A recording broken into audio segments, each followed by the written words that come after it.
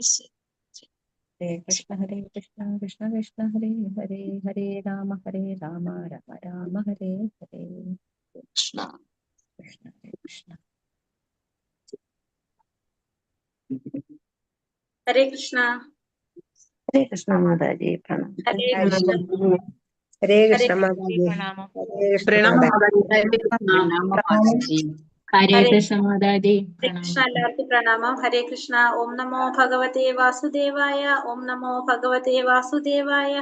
ഓം നമോ ഭഗവതേ വാസുദേവായ. ഓം അജ്ഞാനതിമിരാന്തസ്യ ജ്ഞാനാഞ്ജനാശലാകയ ചക്ഷുരുന്മീലിതം യേന തസ്മൈ ശ്രീഗുരവേ നമഃ. നമോ വിഷ്ണുപാദായ കൃഷ്ണപ്രേഷ്ഠായ ഭൂതലേ ശ്രീമതേ ഭക്തിവേദാന്ത സ്വാമിനി നാമിനേ. നമസ്തേ വാണി പ്രചാരിണേ വാദി പാശ്ചാത്യ ദേശതാരിണേ. ജയ ശ്രീ കൃഷ്ണ ചൈതന്യ പ്രഭു നിത്യാനന്ദ ശ്രീ അദ്വൈത ഗദാധര ശ്രീവാസാദി ഗൗര ഭക്തവൃന്ദ. ഹരേ കൃഷ്ണ കൃഷ്ണ കൃഷ്ണ ഹരേ ഹരേ, ഹരേ രാമ രാമ രാമ ഹരേ ഹരേ. ഹരേ കൃഷ്ണ. നിഗമകൽപ്പതരോർഗളിതം ഫലം സുഖമുഖാമൃതദ്രവ സംയുതം പിബത ഭാഗവതം രസമാലയം മുഹുരഹോ രസികാ ഭുവി ഭാവുകാഃ. നാരായണം നമസ്കൃത്യം നരം ചൈവ നരോത്തമം ദേവീം സരസ്വതീം വ്യാസം തതോ ജയമുതിരയേത്. നഷ്ടപ്രായേഷ ഭദ്രേഷു നിത്യം ഭാഗവത സേവയാ ഭഗവതേ ഉത്തമ ശ്ലോകേ ഭക്തിർഭവതി നൈഷ്ടകീ. കൃഷ്ണായ വാസുദേവായ ദേവകീ നന്ദനായ ച നന്ദഗോപകുമാരായ ഗോവിന്ദായ നമോ നമഃ. ഹരേ കൃഷ്ണ കൃഷ്ണ കൃഷ്ണ ഹരേ ഹരേ, ഹരേ രാമ രാമ രാമ ഹരേ ഹരേ. ഹരേ കൃഷ്ണ. ശ്രീ ശ്രീ രാധാ ഗോവിന്ദ ടെമ്പിൾ ഇസ്കോൺ ബാംഗ്ലൂരിന്റെ ഭാഗവതം ക്ലാസ്സിലേക്ക് എല്ലാവർക്കും സ്വാഗതം. ഹരേ കൃഷ്ണ. എല്ലാവർക്കും പ്രണാമം. പ്രണാമം മാതാജി. ഹരേ കൃഷ്ണ. എല്ലാവർക്കും പ്രണാമം. ഹരേ കൃഷ്ണ. ഹരേ കൃഷ്ണ. ഹരേ കൃഷ്ണ. ഹരേ കൃഷ്ണ. എല്ലാവർക്കും പ്രണാമം. അപ്പൊ നമ്മള് ഹരേ കൃഷ്ണ വീഡിയോ ഓണാക്കാൻ സാധിക്കുന്നവരൊക്കെ വീഡിയോ ഓണാക്കിക്കോളൂ. ഹരേ കൃഷ്ണ. കാണുന്നില്ല, കുറച്ചു പേരെ കാണുന്നുള്ളൂ, അതുകൊണ്ടാ പറഞ്ഞേ. പിന്നെ നമ്മൾ ഇന്ന് മൂന്നാമത്തെ ശ്ലോകം കുറച്ചുകൂടി എടുക്കാണ്ടെന്ന് മാതാജി പറയുണ്ടായിരുന്നു. എവിടെ വരെ എടുത്തു എന്നൊന്ന് പറയാവോ?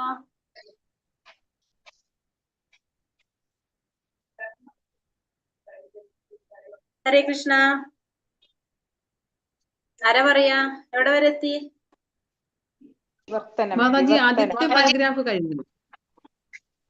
ആദ്യത്തെ പാരഗ്രാഫ് ശ്രീല സൂത ഗോസ്വാമി വെച്ചാണ് എടുക്കേണ്ടത്. ഇനി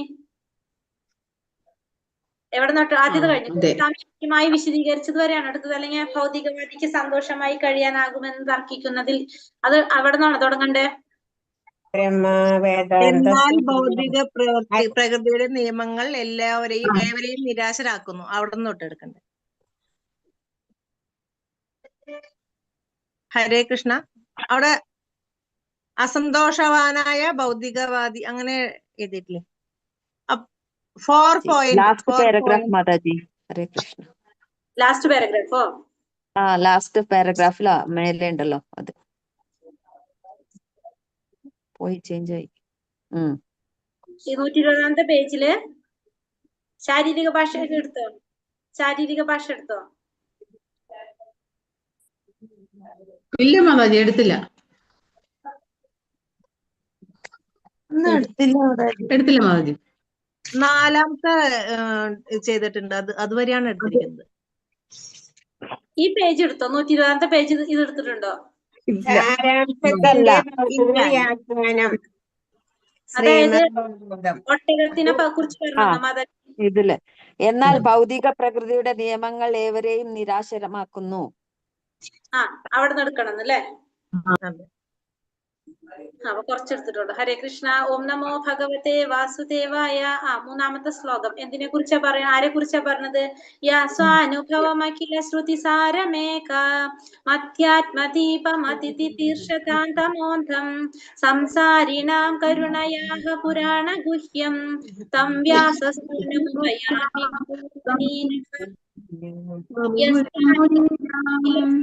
സാരമേക. ഒരു സെക്കൻഡ്. മധ്യാത്മദീപമതിതിതീർഷതാം തമോന്ധം സംസാരിണാം കരുണയാഹ പുരാണ ഗുഹ്യം തം വ്യാസസൂനുമുപയാമി ഗുരുമുനീനാം. എല്ലാവരും കൂടി വേഗം വായിച്ചോളൂ. ഹരേ കൃഷ്ണ.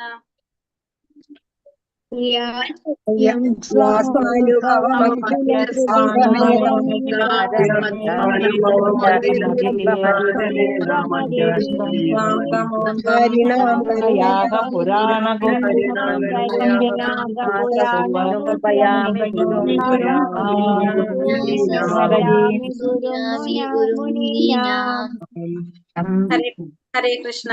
അപ്പൊ ആരെ കുറിച്ച് ഇതിൽ പറയുന്നത്? ഫസ്റ്റ് പറഞ്ഞതല്ലേ, ആരെ കുറിച്ചാ പറയുന്നത്? ശുകദേവ ഗോസ്വാമിയെ കുറിച്ചാണ് ഇവിടെ പറയുന്നത് അല്ലെ. ശുകദേവ ഗോസ്വാമി എങ്ങനെയാ പറഞ്ഞത്? ഫസ്റ്റ് പറയുന്നത് എങ്ങനെയാണ്?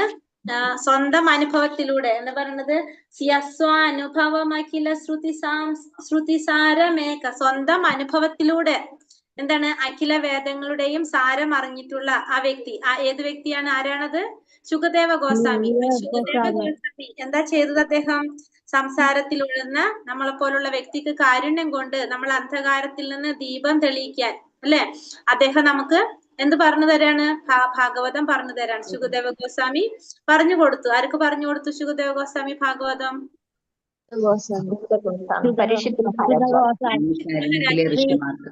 അങ്ങനെയുള്ള ശുകദേവ ഗോസ്വാമിയെ സാദരം പ്രണമിക്കുകയാണ്. ആരാണ് പ്രണമിക്കുന്നത് ഇവിടെ? ആരാ പറയുന്നത്?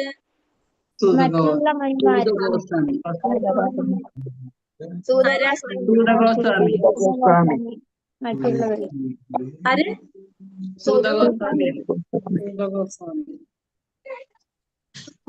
ഇത് ആരാണ്? ശുകദേവ ഗോസ്വാമിയെ പ്രണമിക്കുകയാണ് ചെയ്യുന്നത് അല്ലെ. ആര്? സൂത ഗോസ്വാമി പ്രണമിക്കുകയാണ് ചെയ്യുന്നത്. ഹരേ കൃഷ്ണ. അപ്പൊ നമുക്കിനി വായിച്ചു നോക്കാം. മനസ്സിലായില്ല അത് എല്ലാവർക്കും? അപ്പൊ എന്നാ എടുത്ത് നോക്കാം. ഭൗതികവാദിക്ക് സന്തോഷമായി കഴിയാനാകുമെന്ന് തർക്കിക്കുന്നതിൽ യാതൊരു അർത്ഥവുമില്ല. ഒരു ഭൗതിക സൃഷ്ടിക്കും ശ്രേഷ്ഠനായ ബ്രഹ്മാവ് മുതൽ നിസാരനായ ഉറുമ്പിന് വരെ സദാ സന്തോഷവാനായി കഴിയാൻ സാധ്യമല്ല. ആനന്ദത്തിനായി നിശ്ചിത പദ്ധതികൾ ഏവരും ആസൂത്രണം ചെയ്യാൻ പ്രയത്നിക്കുന്നു. എന്നാൽ ഭൗതിക പ്രകൃതിയുടെ നിയമങ്ങൾ ഏവരെയും നിരാശരാക്കുന്നു. ആകയാലാണ് ഭൗതിക ലോകത്തെ ഈശ്വര സൃഷ്ടിയുടെ ഏറ്റവും ഇരുണ്ട തലമെന്ന് വിശേഷിപ്പിക്കുന്നത്. എന്നിരുന്നാലും അസന്തോഷവാനായ ഭൗതികവാദി അതിൽ നിന്നും പുറത്തു വരാൻ ആഗ്രഹിക്കുന്ന പക്ഷം സ്വതന്ത്രനാകാൻ സാധ്യമാണ്. നിർഭാഗ്യവശാൽ അത്രയ്ക്കുമേൽ മൂഢരാകയാൽ മോചനം പോലും അവർ ആഗ്രഹിക്കുന്നില്ല. ആകയാൽ കള്ളിച്ചെടി ആസ്വദിച്ചു തിന്നുന്ന ഒട്ടകത്തോട് അവരെ സാദൃശ്യപ്പെടുത്തിയിരിക്കുന്നു. ഇപ്പൊ ഇവിടെ എന്താ പറയുന്നത്? ഭൗതികവാദിക്ക് സന്തോഷമായിട്ട് കഴിയാനാകുമെന്ന് തർക്കിക്കുന്നതില് യാതൊരു അർത്ഥവും ഇല്ല. കാരണം നമുക്കറിയാം, ഭഗവത്ഗീതയിൽ ഭഗവാൻ പറഞ്ഞിട്ടുണ്ട്. എന്താണ്? ഭൗതിക ലോകം ദുഃഖാലയമാണ് എന്ന് ഭഗവത്ഗീതയിൽ പറഞ്ഞിട്ടുണ്ട് ഭഗവാൻ അല്ലെ. അതുപോലെ തന്നെ ഒരു ഭൗതിക സൃഷ്ടിക്കും ശ്രേഷ്ഠനായ ബ്രഹ്മാവ് മുതല് ഉറുമ്പിന് വരെ സദാ സന്തോഷവാനായിട്ട് കഴിയാനായിട്ട് സാധിക്കില്ല. കാരണം ആനന്ദത്തിനായി നിശ്ചിത പദ്ധതികൾ എല്ലാവരും ആസൂത്രണം ചെയ്യും. എന്നാൽ ഭൗതിക പ്രകൃതിയുടെ നിയമങ്ങളുണ്ട്. ആ നിയമങ്ങൾ എന്താ ചെയ്യണത്? അതെല്ലാവരെയും നിരാശരാക്കാണ് ചെയ്യണത്. അതുകൊണ്ടാണ് ഈ ഭൗതിക ലോകത്ത് എന്ത് പറയുന്നത്? ഈശ്വര സൃഷ്ടിയുടെ ഏറ്റവും ഇരുണ്ട തലം എന്ന് പറയുന്നത്. കാരണം ഭൗതിക ലോകം എന്താണ്? ദുഃഖാലയമാണ് എന്ന് ഭഗവാൻ പറഞ്ഞിട്ടുണ്ട്, നമുക്കറിയാം. എന്നിരുന്നാലും അസന്തോഷവാനായിട്ടുള്ള ഭൗതികവാദി അതിൽ നിന്നും പുറത്തു വരാൻ ആഗ്രഹിക്കുന്ന പക്ഷം സ്വതന്ത്രനാകാൻ സാധ്യമാണ്. പക്ഷെ എന്താ അതിലൊരു ഗുണമുള്ളത്?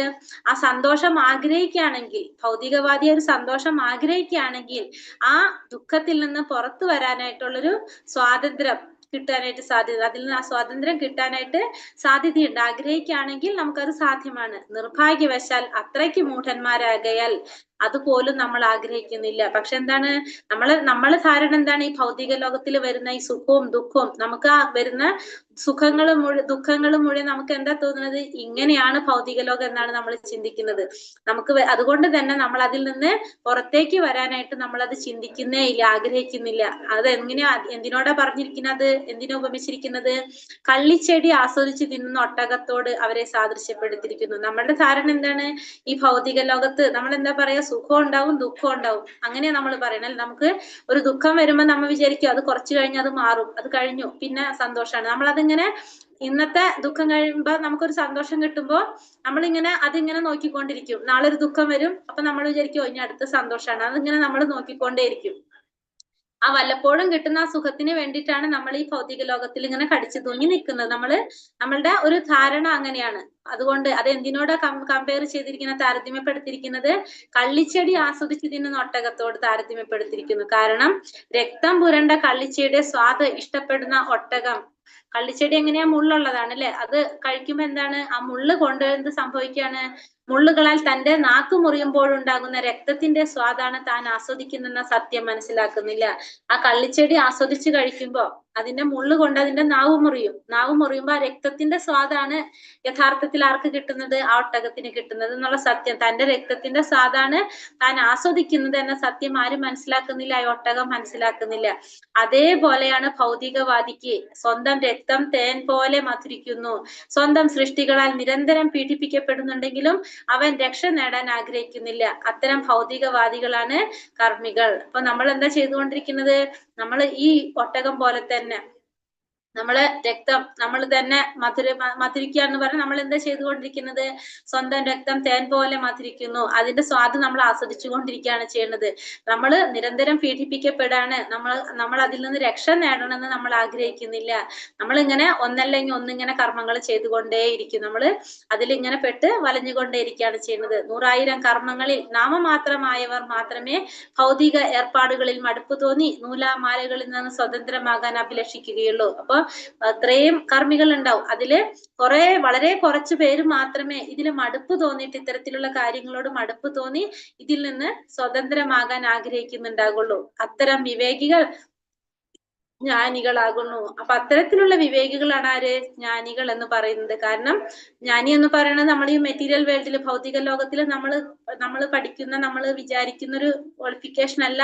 ഈ ജ്ഞാനി ആരാണ്, ഭഗവാനെ കുറിച്ച് ജ്ഞാനം നേടിയവര്, ഭഗവാനെ കുറിച്ച് മനസ്സിലാക്കിയവരെ കുറിച്ചാണ് ഇവിടെ ജ്ഞാനികൾ എന്ന് പറയുന്നത്. അജ്ഞാനികൾ എന്താണ്, ഭഗവാനെ കുറിച്ച് അറിയുന്നത് കൊണ്ട് തന്നെ അതിൽ നിന്ന് രക്ഷപ്പെടാനായിട്ട് അവര് ശ്രമിക്കും. വേദാന്ത സൂത്രം അവരെ ഉദ്ദേശിച്ചിട്ടുള്ളതാണ്. അങ്ങനെയുള്ളവർക്കാണ് എന്ത് പറഞ്ഞിരിക്കുന്നത്, വേദാന്ത സൂത്രം പറഞ്ഞിരിക്കുന്നത്. തത്വദീക്ഷയില്ലാത്ത മനുഷ്യർ വേദാന്ത സൂത്രത്തെ ദുരുപയോഗം ചെയ്യുമെന്ന് പരമദിവ്യോത്തമ പുരുഷന്റെ അവതാരമാകയാൽ ശ്രീല വ്യാസദേവൻ മുൻകൂട്ടി ദർശിച്ച് സ്വയം വേദാന്ത സൂത്രത്തിന്റെ അനുബന്ധമായി ഭാഗവത പുരാണം രചിച്ചു.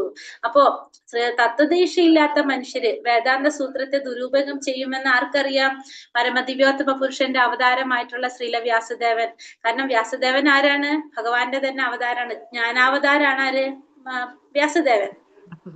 ആ വ്യാസ മഹർഷിക്ക് അറിയാം, കാരണം ഭഗവാന്റെ അവതാരം ആയതുകൊണ്ട് തന്നെ അദ്ദേഹത്തിന് ഭൂതം ഭാവിയും വർത്തമാനം എല്ലാം അറിയാൻ സാധിക്കും.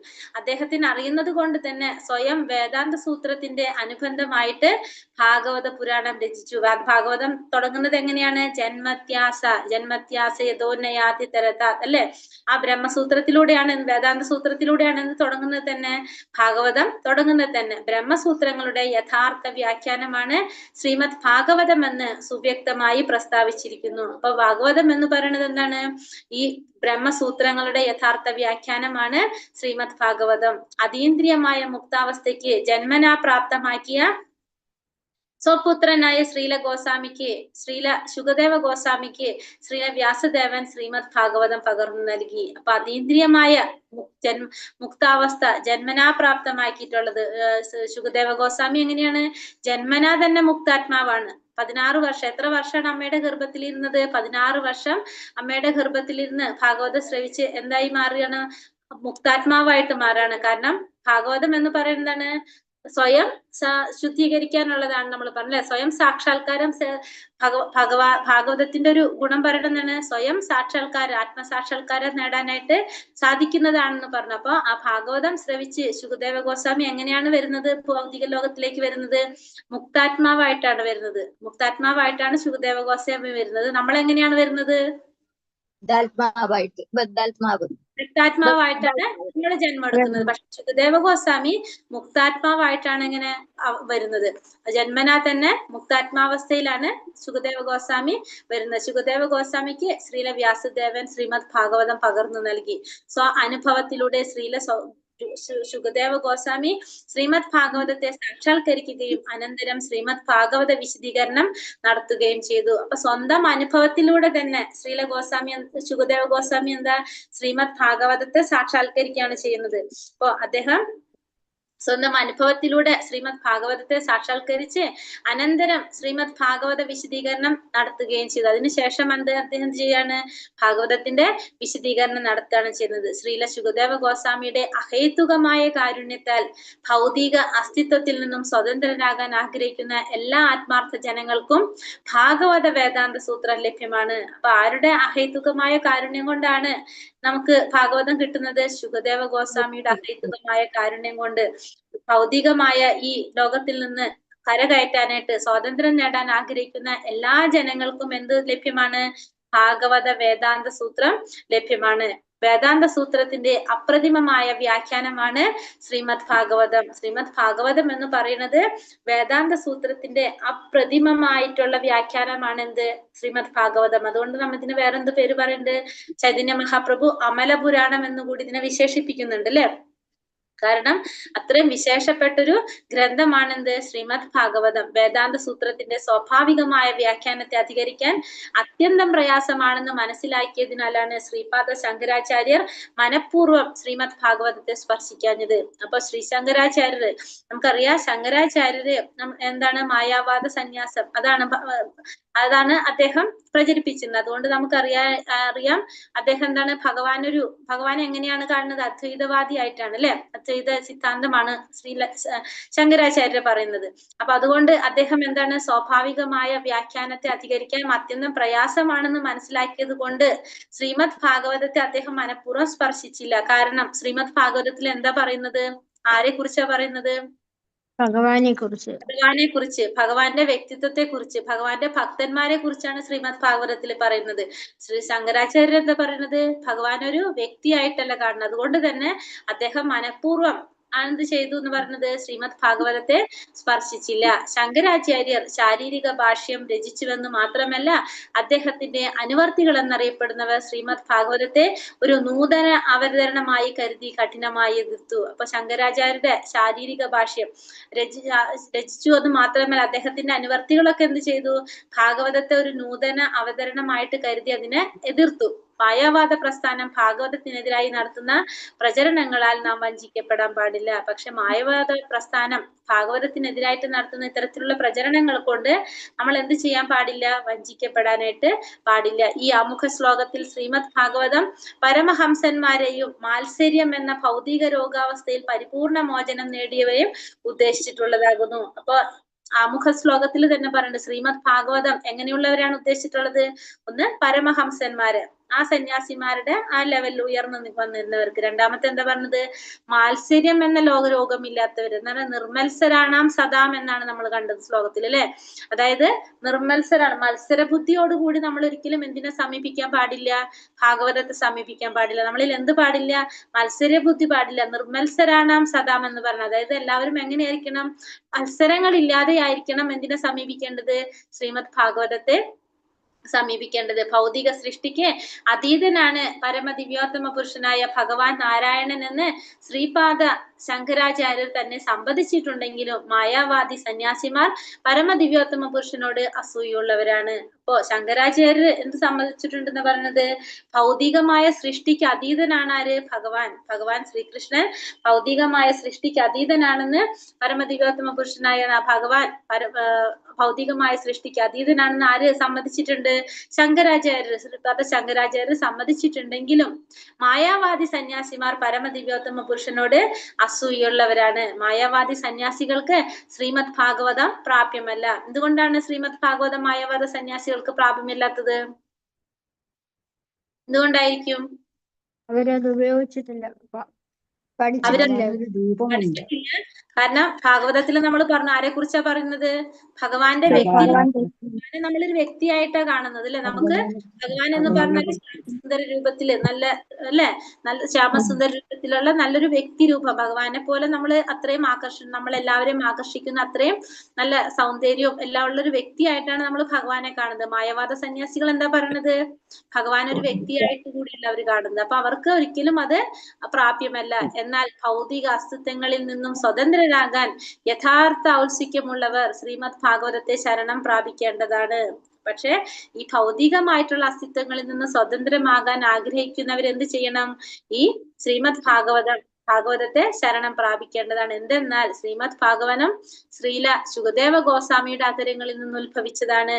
അതീന്ദ്രിയ നിരപേക്ഷ സത്യത്തെ ബ്രഹ്മം, പരമാത്മ, ഭഗവാൻ എന്നിങ്ങനെ പരിപൂർണമായി ദർശിക്കുവാൻ ശ്രീമദ് ഭാഗവതം ഒരാളെ കഴിവുള്ളവനാക്കി തീർക്കുന്നു. അപ്പൊ നമ്മള് ഈ ഭൗതിക ലോകത്തിന്റെ കുരുക്കിൽ നിന്ന് നമ്മൾ സ്വതന്ത്രരാകാൻ നമ്മൾ ആഗ്രഹിക്കുകയാണെങ്കിൽ നമ്മൾ എന്ത് ചെയ്യണം? ശ്രീമദ് ഭാഗവതത്തെ ശരണം പ്രാപിക്കണം. കാരണം ഈ ശ്രീമദ് ഭാഗവതം ആരുടെ അത്തരങ്ങളിൽ നിന്ന് ഉത്ഭവിച്ചതാണ്? ശുകദേവ ഗോസ്വാമിയുടെ. ശുകദേവ ഗോസ്വാമി ആരായിരുന്നു ആദ്യം? അറിയാവോ ശുകദേവ ഗോസ്വാമി? ശുഗതത്വ. ആ ശുഗതത്വയാണ് ആരായിട്ട് വരുന്നത്? ശുകദേവ ഗോസ്വാമി ആകുന്നത്. ഈ ശുഗതത്വ നമ്മൾ തത്ത എന്താണ്? രാധാറാണിയുടെ തത്തയായിരുന്നു അല്ലെ? അപ്പൊ തത്തയുടെ പ്രത്യേകത എന്താണ്? തത്ത കൊത്തുന്ന പഴങ്ങളൊക്കെ എങ്ങനെയായിരിക്കും? മധുരമുള്ളതായിരിക്കും. അക്ഷരങ്ങളിൽ നിന്ന് ഉത്ഭവിച്ചതാണ് എന്ത്? ശ്രീമദ് ഭാഗവതം. അത്രയും മാധുര്യമുള്ളതാണ് അപ്പൊ എന്ത്? ഈ ശ്രീമദ് ഭാഗവതം എന്ന് പറയുന്നത്. അത് അതീന്ദ്രിയ നിരപേക്ഷ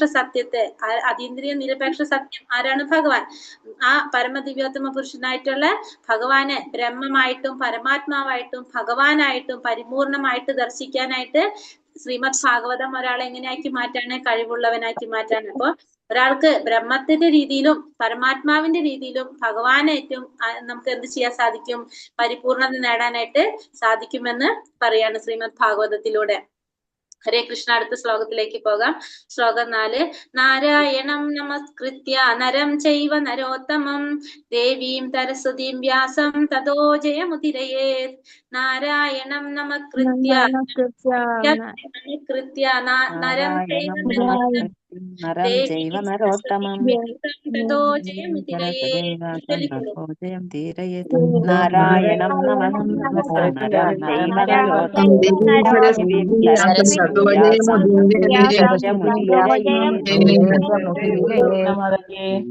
ഹരേ കൃഷ്ണ. അപ്പൊ എന്താ ഈ ശ്ലോകത്തിൽ പറയുന്നത്? നാരായണം എന്ന് വെച്ചാൽ പരമദിവ്യോത്തമ പുരുഷൻ. നമകൃത്യ സാദരം പ്രണമിച്ചതിനു ശേഷം നരം ച ഏവ നാരായണ ഋഷിയും നരോത്തമം എന്ന് വെച്ചാൽ നരന്മാരിൽ ഉത്തമൻ ദേവി സരസ്വതി വിദ്യാദേവതയായ സരസ്വതി വ്യാസദേവൻ തതഹ അതനുസരിച്ച് ജയം വിജയിക്കുക പരാജയപ്പെടുത്താൻ മാത്രം ഉദ്ദേശിച്ചുള്ള സർവ്വതും ഉദീരയെ വിളംബരം ചെയ്തിരിക്കുന്നു. വിവർത്തനം ശ്രീല പ്രഭുപാദ് കി ജയ്. ഭൗതികതയെ കീഴടക്കാനുള്ള ഭാഗവത പാരായണത്തിന് മുമ്പ് ഒരാൾ പരമദിവ്യോത്തമ പുരുഷനായ നാരായണനെയും നരോത്തമനായ നരനാരായണ ഋഷിയെയും വിദ്യാദേവിയായ സരസ്വതി മാതാവിനെയും ശ്രീമദ് ഭാഗവത രചയിതാവായ ശ്രീല വ്യാസദേവനെയും സാദരം പ്രണമിക്കണം. അപ്പോ നമ്മൾ എന്നും കേൾക്കുന്നതാണ് അല്ലെ ഈ ശ്ലോകം. എന്താണ് ഇതിൽ പറയണത്? ഭൗതികതയെ കീഴടക്കാനുള്ള ഭാഗവത പാരായണത്തിന് മുമ്പ്. അപ്പൊ നമ്മൾ ഭാഗവതം പാരായണം ചെയ്യുന്നതിന് മുമ്പ് ഭാഗവതം പാരായണം ചെയ്താലുള്ള ഗുണം എന്താണ്? ഭാഗവതം കേട്ടാലുള്ള ഗുണം എന്താണ്? നമുക്ക് നമ്മളെ എത്തരത്തിലുള്ള ദുഃഖങ്ങളാണ് നമുക്ക് ഇല്ലാതാക്കുന്നത്? സംസാരം. അതായത് ഭൗതികമായിട്ടുള്ള നമ്മളെ ദുഃഖങ്ങൾക്ക് നമുക്ക് ശാന്തി കിട്ടണമെങ്കിൽ സമാധാനം കിട്ടണമെങ്കിൽ നമ്മൾ എന്ത് കേൾക്കണം? നിത്യം ഭാഗവത സേവ അല്ലെ? നമ്മൾ നിത്യം ഭാഗവതം കേട്ട് കഴിഞ്ഞാല് നമ്മളെ ഭൗതികമായിട്ടുള്ള ദുഃഖങ്ങളെ ഇല്ലാതാക്കാനായിട്ട് സാധിക്കും. അപ്പൊ നമ്മള് ആ ഭാഗവതം കേൾക്കുന്നതിന് അല്ലെങ്കിൽ പഠിക്കുന്നതിന് മുന്നേ നമ്മൾ എന്ത് ചെയ്തിരിക്കണം? ഡെയിലി ആരൊക്കെ പ്രണമിക്കേണ്ടത്? പരമദിവ്യോത്തമ പുരുഷനായ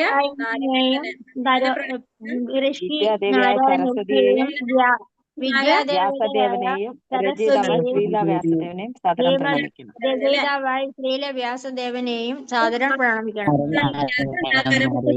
ദിവ്യോത്തമ പുരുഷനായ നാരായണനെ നരോത്തമനായ നരനാരായണൻ ആരാണ്? നരനാരായണ ഋഷി ആരാണത്? ഭഗവാൻ തന്നെ. നരനാരായണനായിട്ട് വരുന്നത് ഭഗവാനും അർജുനനും അല്ലെ? ഋഷിമാരെ ദേവിയായ സരസ്വതി മാതാവ് ശ്രീമദ് ഭാഗവതത്തിന്റെ രചയിതാവായ ശ്രീല വ്യാസദേവനെയും സാദരം പ്രണമിക്കണം. ഭാവാർത്ഥം: ഭൗതിക അസ്തിത്വത്തിലെ ഇരുണ്ട തലങ്ങളെ കീഴടക്കാൻ ഉദ്ദേശിച്ചിട്ടുള്ളതാകുന്നു സർവ്വവേദങ്ങളും പുരാണങ്ങളും. അപ്പൊ ഭൗതികമായ അസ്തിത്വത്തിലെ ഇരുണ്ട തലങ്ങളെ കീഴടക്കാൻ ഉദ്ദേശിച്ചിട്ടുള്ളതാണ് എന്ത്? എല്ലാ വേദങ്ങളും പുരാണങ്ങളും. ജീവാത്മാവ് സ്മരണാതീത കാലം മുതൽ ഈ ഭൗതിക ഇന്ദ്രിയ പൂരണത്തിന് അമിത ആവേശമുള്ളവനാകയാൽ ഭഗവാനുമായുള്ള ബന്ധം വിസ്മരിച്ചിരിക്കുന്നു. ഭൗതിക ലോകത്തിൽ നിലനിൽപ്പാനായുള്ള അവന്റെ പോരാട്ടം ഒരിക്കലും അവസാനിക്കാത്തതാകുന്നു എന്ന് മാത്രമല്ല അവയിൽ നിന്നും സ്വതന്ത്രനാകാൻ ഉപായങ്ങളിലൂടെ സാധ്യമല്ല. നിലനിൽപ്പിനായുള്ള പോരാട്ടം അവസാനിപ്പിക്കാൻ ആഗ്രഹിക്കുന്ന പക്ഷം ഭഗവാനുമായുള്ള ശാശ്വത ബന്ധം നിശ്ചയമായും പുനഃസ്ഥാപിക്കണം. അത്തരം നിവാരണ നടപടികൾ സ്വീകരിക്കാൻ ആഗ്രഹിക്കുന്ന ഒരാൾ വേദങ്ങൾ, പുരാണങ്ങൾ എന്നീ ധർമ്മശാസ്ത്രങ്ങളെ നിശ്ചയമായും അഭയം പ്രാപിക്കണം. മൂഢന്മാർ പുരാണങ്ങൾക്ക് വേദങ്ങളുമായി യാതൊരു ബന്ധവുമില്ലെന്ന് അഭിപ്രായപ്പെടും. എന്നാൽ പലതരക്കാരായ ജനങ്ങളെ ഉദ്ദേശിച്ചിട്ടുള്ള വേദാനുബന്ധ വിശദീകരണങ്ങളാണ് പുരാണങ്ങൾ. എല്ലാ മനുഷ്യരും തുല്യരല്ല, സത്വഗുണപ്രധാനികളായ മനുഷ്യരുണ്ട്. നോക്കാം. അപ്പൊ അവിടെ എന്താ പറഞ്ഞത്? സ്മരണാതീത കാലം മുതൽ ഭൗതികമായ ഇന്ദ്രിയ പൂരണത്തിന് അമിത ആവേശമുള്ളവനാകിയാൽ ഭഗവാനുമായിട്ടുള്ള ബന്ധം വിസ്മരിച്ചു പോകും. അപ്പൊ നമ്മൾ ഈ ഭൗതിക ലോകത്ത് ജന്മം എടുത്തപ്പോ നമുക്ക് എന്താണ്, നമ്മുടെ ഇന്ദ്രിയ സംതൃപ്തി മാത്രമാണ് നമുക്ക് കൂടുതൽ ഇഷ്ടം, അല്ലെങ്കിൽ അതിനു വേണ്ടിയിട്ടാണ് നമ്മൾ അധികം ആവേശം കാണിക്കുന്നത്. അങ്ങനെ കാണിക്കുമ്പോ എന്താ സംഭവിക്കുന്നത്? ഭഗവാനുമായിട്ടുള്ള നമ്മുടെ ബന്ധത്തെ നമ്മൾ മറന്നു പോകും. ഭൗതിക ലോകത്തില് നിലനിൽപ്പിനായിട്ടുള്ള നമ്മുടെ പോരാട്ടം ഒരിക്കലും അവസാനിക്കുന്നതാകുന്നു എന്ന് മാത്രമല്ല അവയിൽ നിന്ന് സ്വതന്ത്രനാകാൻ ഉപായങ്ങളിലൂടെ സാധ്യവുമല്ല. അപ്പൊ നമ്മൾ എന്താ ചെയ്യുന്നത്? നമ്മുടെ ആഗ്രഹങ്ങൾ പൂർത്തീകരിക്കാൻ വേണ്ടിയിട്ട് പലതരത്തിലുള്ള പോരാട്ടങ്ങളും പലതരത്തിലുള്ള പ്രവർത്തികളും നമ്മൾ ചെയ്തുകൊണ്ടേ ഇരിക്കുകയാണ്. അത് ഒരിക്കലും അവസാനിക്കുന്നില്ല. അപ്പോ നമ്മൾ അതിങ്ങനെ ചെയ്തുകൊണ്ടിരിക്കും. അതിൽ നിന്നൊന്നും സ്വതന്ത്രരാകാനായിട്ട് നമുക്ക് സാധിക്കുന്നുമില്ല.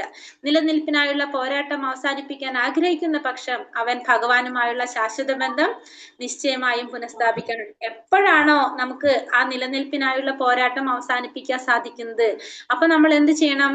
ഭഗവാനുമായിട്ടുള്ള ആ ബന്ധം നിശ്ചയമായിട്ടും നമ്മൾ പുനഃസ്ഥാപിക്കേണ്ടതാണ്. അത്തരം നിവാരണ നടപടികൾ സ്വീകരിക്കാൻ ആഗ്രഹിക്കുന്ന ഒരാൾ വേദങ്ങൾ, പുരാണങ്ങൾ എന്നീ ധർമ്മശാസ്ത്രങ്ങളെ നിശ്ചയമായും പ്രാപിക്കണം. അപ്പൊ നമുക്ക് എപ്പോഴാണോ ഭഗവാനുമായിട്ടുള്ള ഒരു ശാശ്വത ബന്ധം പുനഃസ്ഥാപിക്കണം എന്ന് ആഗ്രഹിക്കുന്നത്, അപ്പൊ നമ്മൾ എന്ത് ചെയ്യണം? വേദങ്ങളും പുരാണങ്ങളും ധർമ്മശാസ്ത്രങ്ങളും ഒക്കെ അഭയം പ്രാപിക്കണം. കാരണം ഈ വേദങ്ങളും പുരാണങ്ങളും ശാസ്ത്രങ്ങളൊക്കെ നമുക്ക് എന്തിനാ തന്നിരിക്കുന്നത്? ഭഗവാനെ കുറിച്ച് അറിയാൻ വേണ്ടിയിട്ടാണ്. ഭഗവാനെ കുറിച്ച് അറിയുമ്പോൾ മാത്രമാണ് നമ്മൾ മറന്നു പോയിരിക്കുന്ന നമ്മുടെ ആ മൂലസ്വരൂപത്തെ കുറിച്ച് നമുക്ക് മനസ്സിലാക്കാൻ സാധിക്കുന്നതും ഭഗവാനെ ശരണം പ്രാപിക്കാനായിട്ട് സാധിച്ച് തിരിച്ച് നമുക്ക് ഭഗവാന്റെ ലോകത്തിലേക്ക് പോകാനായിട്ട് സാധിക്കുന്നു. അപ്പൊ അതുകൊണ്ട് വേദങ്ങളിലൂടെയും പുരാണങ്ങളിലൂടെയും നമ്മൾ അറിയുന്നത് ആരെ കുറിച്ചാണ്?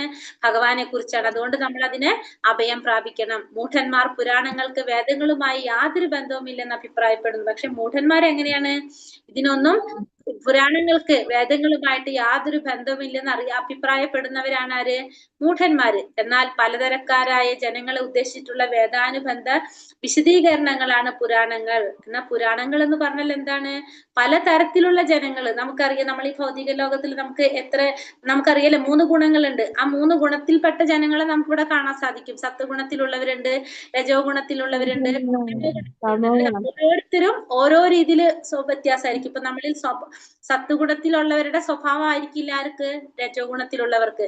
രജോ ഗുണത്തിലുള്ളവരുടെ ആയിരിക്കില്ല തമോ ഗുണത്തിലുള്ളവർക്ക്. അതുകൊണ്ട് തന്നെ പലതരക്കാരായ ജനങ്ങളെ ഉദ്ദേശിച്ചിട്ടുള്ളതാണ് എന്ത്?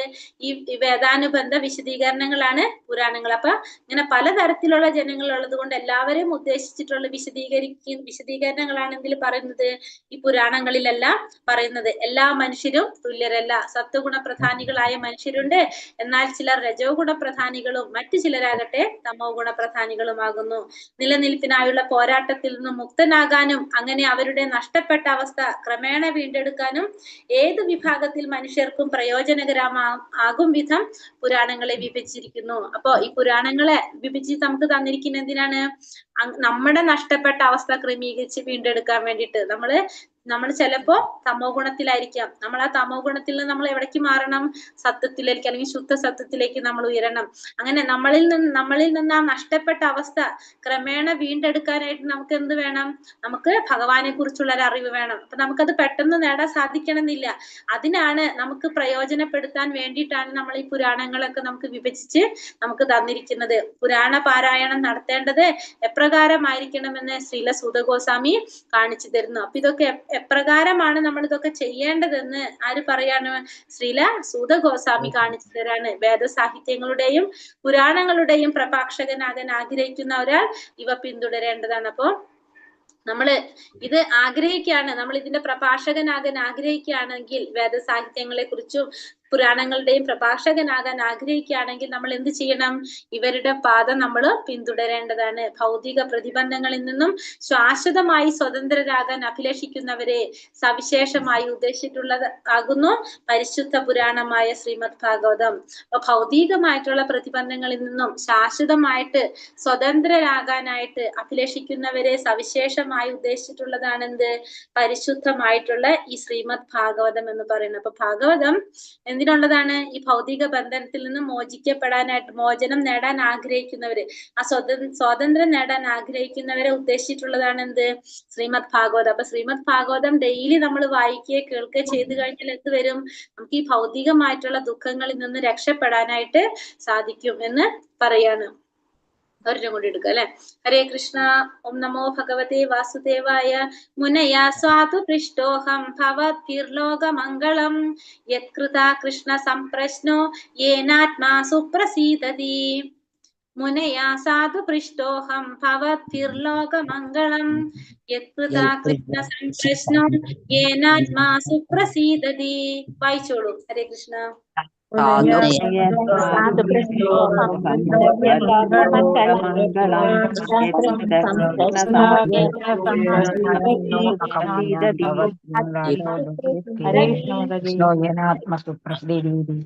ഹരേ കൃഷ്ണ.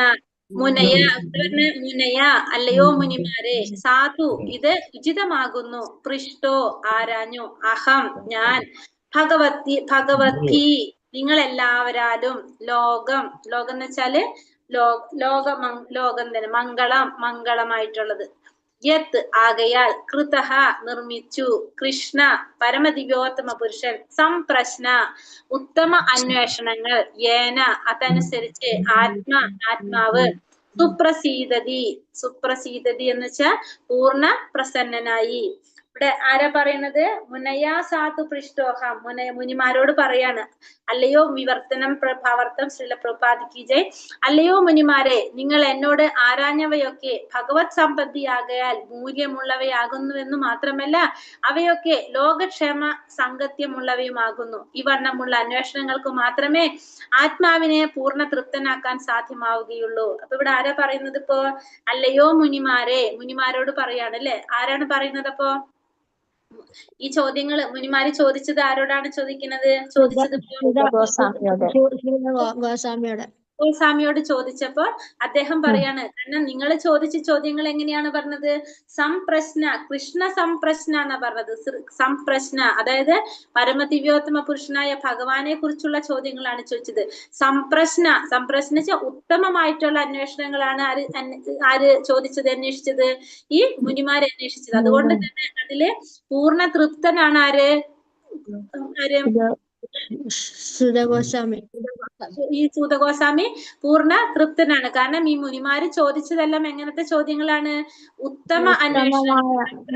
പറഞ്ഞത് സംപ്രശ്ന, കൃഷ്ണ സംപ്രശ്ന എന്ന് പറഞ്ഞ ഭഗവാനെ കുറിച്ചുള്ള അല്ലെങ്കിൽ ഭഗവാനുമായി ബന്ധപ്പെട്ട സംപ്രശ്നങ്ങൾ, ഉത്തമ അന്വേഷണങ്ങളാണ് ഇവിടെ അന്വേഷിച്ചത്. അതുകൊണ്ട് തന്നെ അതില് സുപ്രസീദതി, ആരെങ്ങനെയാണ്? ഞാൻ പൂർണ്ണ തൃപ്തനാണ്. ഒരു ആത്മാവിനെ പൂർണ്ണ തൃപ്തനാക്കാൻ സാധിക്കാവുന്ന രീതിയിലുള്ള ചോദ്യങ്ങളാണ്. അതുകൊണ്ട് തന്നെ സൂതഗോസ്വാമി പറയാണ്, ഞാൻ നിങ്ങളുടെ ചോദ്യങ്ങളില് പൂർണ്ണ തൃപ്തനാണ്. ലോകക്ഷേമത്തിനുള്ള എല്ലാവർക്കും ക്ഷേമം ചോദിച്ചതെന്ന് പറയാണ് ഇവിടെ. ഭാവാർത്ഥം: ശ്രീമദ് ഭാഗവതം നിരപേക്ഷ സത്യം ഏതെന്ന് അറിയിക്കുന്നു എന്ന് മുൻപ് തന്നെ പറഞ്ഞിരിക്കുകയാൽ സമയായി. ഹരേ കൃഷ്ണ. 8:20 ഹരേ കൃഷ്ണ. അപ്പൊ അത് നാളത്തെ ക്ലാസ്. നാളെ 1 മിനിറ്റ്. ഹരേ കൃഷ്ണ.